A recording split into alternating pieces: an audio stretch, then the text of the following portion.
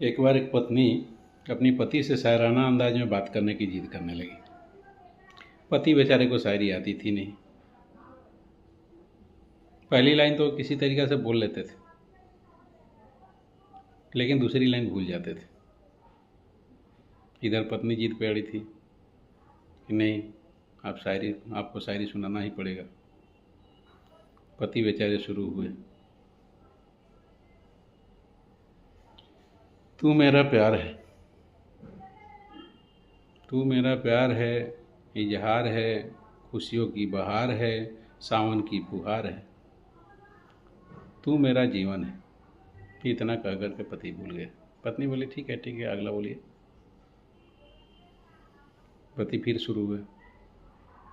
तू मेरा प्यार है, इजहार है, खुशियों की बहार है, सावन की फुहार है, तू मेरा जीवन है, और ये जीवन कुत्ते से भी बदतर है। पत्नी मन गुस्साई, बोली ठीक है अगला बोलिए। पति फिर शुरू हुए। पत्नी बोली कि एक साथ में बोलिएगा। पति बोले ठीक। तू मेरे नस नस में है, तू मेरे नस नस में है, बस बस में नहीं।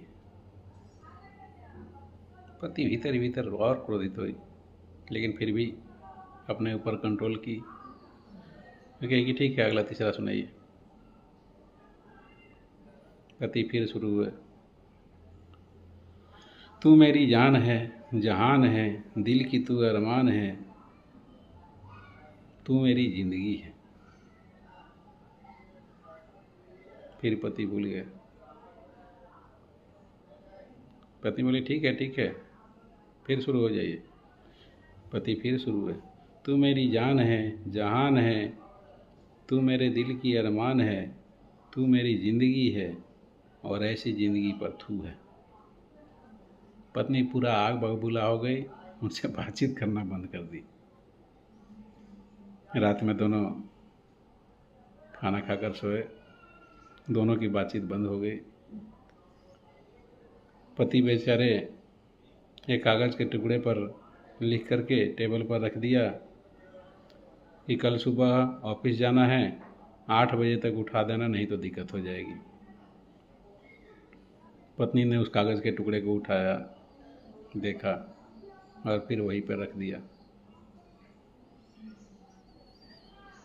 पति जब सुबह देर से उठे तब देखे कि उनके पेट के इर्द गिर्द चारों तरफ कागज़ के टुकड़े पड़े हुए हैं, जिन पर कुछ लिखा है।